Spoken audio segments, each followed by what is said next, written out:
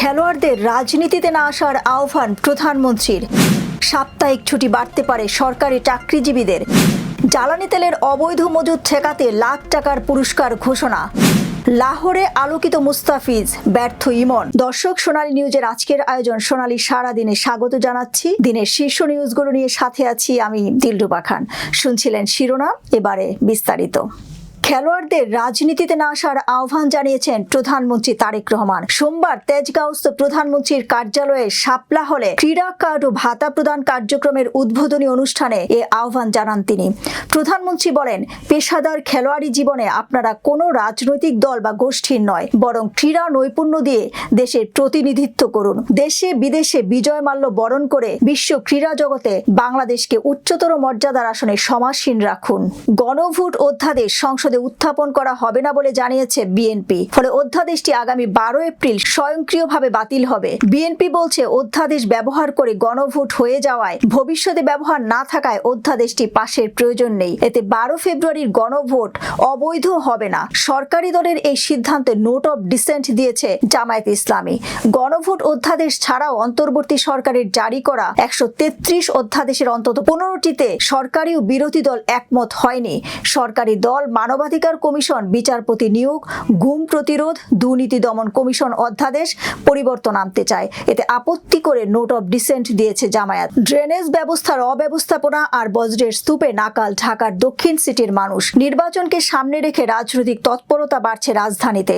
তবে কমেনি নগরবাসীর দুর্ভোগ, বরং দিন দিন তা আরো প্রকট হচ্ছে। সামান্য বৃষ্টিতেই জলাবদ্ধতা, ড্রেনেজ ব্যবহার অব্যবস্থাপনা আর বজ্রের স্তূপে নাকাল ঢাকার দক্ষিণ সিটির মানুষ। বিস্তারিত ডেস্ক রিপোর্টে। মধ্যপ্রাচ্যে চলমান যুদ্ধের প্রভাব পড়েছে জ্বালানি তেলে। নতুন সরবরাহ কম থাকায় মজুদ দিয়ে পরিস্থিতি মোকাবেলায় হিমশিম খাচ্ছে কর্তৃপক্ষ। দেশের জ্বালানি খাতে তৈরি হওয়া চাপ সামাল দিতে সাশ্রয়ী পদক্ষেপ নেওয়ার কথা ভাবছে সরকার। এরই অংশ হিসেবে সাপ্তাহিক ছুটি বাড়তে পারে সরকারি চাকরিজীবীদের। একই সঙ্গে ওয়ার্ক ফ্রম হোম কর্মসূচি বা অফিসের সময়সূচি পরিবর্তনের কথা ভাবা হচ্ছে। তবে বিষয়টি নিয়ে আনুষ্ঠানিক কোনো সিদ্ধান্ত নেওয়া হয়নি। সূত্র জানিয়েছে, জ্বালানি সাশ্রয় ইতিমধ্যে সব সরকারি সংস্থাকে নিজস্ব প্রস্তাব তৈরি করতে বলা হয়েছে। আগামী মন্ত্রিসভা বৈঠকে এসব প্রস্তাবনা উপস্থাপন করা হবে। জ্বালানি তেলের অবৈধ মজুদ এবং পাচার রোধে পুরস্কার ঘোষণা করেছে সরকার।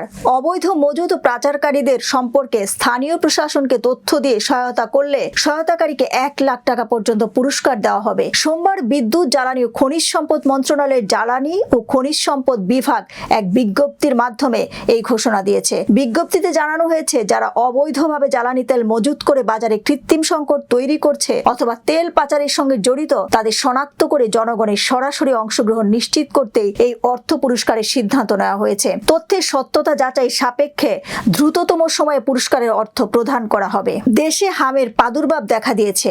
কমপক্ষে 7 জেলায় রোগটি বড় আকারে ছড়িয়ে পড়েছে। শুধু চলতি মাসেই হামে 21 শিশুর মৃত্যুর খবর পাওয়া গেছে। স্বাস্থ্য অধিদপ্তরের পরিচালক মইনুল আহসান বলেন, সারা দেশেই কম বেশি হাম আছে। ঢাকা, ময়মনসিংহ, রাজশাহী, পাবনা, চট্টগ্রাম, যশোর ও নাটোরে বেশি রোগী দেখতে পাচ্ছি। 2014 সালে বড় স্বপ্ন নিয়ে শুরু হয় জামালপুর মেডিকেল কলেজ হাসপাতাল প্রকল্প। লক্ষ্য ছিল কয়েকটি জেলার লাখো মানুষের জন্য আধুনিক চিকিৎসা সেবা নিশ্চিত করা। কিন্তু 1 দশকের বেশি সময় পেরিয়ে গেলেও এখনো শুরুই হয়নি মূল 500 শয্যার হাসপাতাল ভবনের নির্মাণ। বিস্তারিত ডেস্ক রিপোর্টে।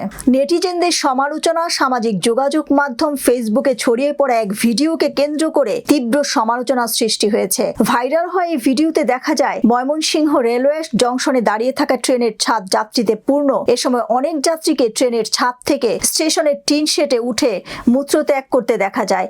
এ নিয়ে ক্ষোভ প্রকাশ করেছেন অনেকেই। শনিবার শফিকুল ইসলাম মোহাম্মদ নামের এক ফেসবুক আইডি থেকে ভিডিওটি শেয়ার করা হয়। পোস্টটি দেওয়ার পরপরই তা দ্রুত ছড়িয়ে পড়ে এবং বিভিন্ন মহলে ব্যাপক প্রতিক্রিয়া সৃষ্টি করে। এ বিষয়ে রেলওয়ে কর্তৃপক্ষের পক্ষ থেকে এখনো আনুষ্ঠানিক কোনো বক্তব্য পাওয়া যায়নি। তবে বিষয়টি তদন্ত করে প্রয়োজনীয় ব্যবস্থা নেওয়ার দাবি জানিয়েছে সংশ্লিষ্টরা। দারিদ্র্য যখন জীবনের প্রতিটি আশা কেড়ে নেয়, তখন একজন মায়ের কাছে সন্তানের জীবনই হয়ে ওঠে শেষ ভরসা। ঠাকুরগাঁয়ের এক অসহায় মা আজ লড়ছেন তার অসুস্থ কন্যার জীবন বাঁচাতে। নিজের সবকিছু হারিয়েও থামেননি তিনি। কিন্তু প্রশ্ন একটাই, মানবতার এই পরীক্ষায় আমরা কি তার পাশে দাঁড়াবো, নাকি খুব দেরি হয়ে যাবে? মার্কিন প্রেসিডেন্ট ডোনাল্ড ট্রাম্পের ঘনিষ্ঠ মিত্র এবং হোয়াইট হাউসের সাবেক কৌশলবিদ স্টিভ ব্যানন ব্যাননের বিতর্কিত মন্তব্যে জানিয়েছেন, ইরান ইসরায়েল যুক্তরাষ্ট্র যুদ্ধে উপসাগরীয় দেশগুলোর নেতাদের উচিত নিজেদের সন্তানদের সম্মুখ সমরে পাঠানো। শনিবার তার জনপ্রিয় পডকাস্ট ওয়ার রুমে কথা বলার সময় ব্যানন বলেন, ইরানের বিরুদ্ধে যে কোনো স্থল অভিযানের প্রথম সারিতে আরব দেশগুলোর রাজ পরিবারের সদস্যদের থাকা উচিত। তিনি উপহাসের সুরে প্রশ্ন তোলেন, রাজ পরিবারগুলোর কোনো সন্তান বিশেষ বাহিনীতে কর্মরত আছে কিনা এবং তারা ঠিক কতটা বীরত্ব দেখাতে পারে তা দেখার সময় এসেছে। ব্যাননের এই মন্তব্য এমন এক সময় এলো যখন মধ্যপ্রাচ্যের মিত্রদের সঙ্গে ওয়াশিংটনের সম্পর্কে টানাপোড়েন স্পষ্ট হয়ে উঠছে। এবারে খেলার সংবাদ। ইনিংস বড় করতে পারছে না পারভেজ ইমন।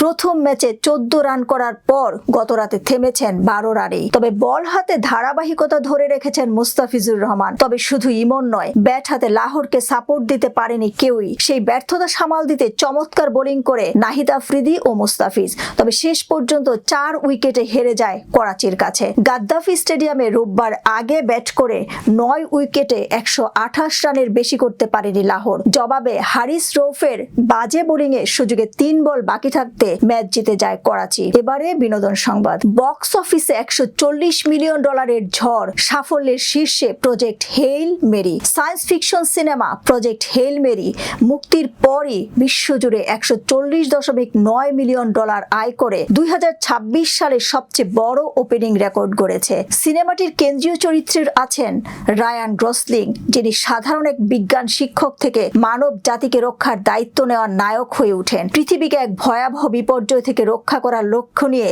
হঠাৎ এক মহাকাশ মিশনে জড়িয়ে পড়েন তিনি। ছবির গল্প তৈরি হয়েছে অ্যান্ডি উইয়ারের উপন্যাস থেকে। এর আগে তার বই অবলম্বনে তৈরি দ্য মার্শিয়ান সিনেমাটিও প্রশংসা কুড়িয়েছিল। দর্শক, আজ এ পর্যন্তই। সোনালী নিউজের সাথে থাকার জন্য ধন্যবাদ।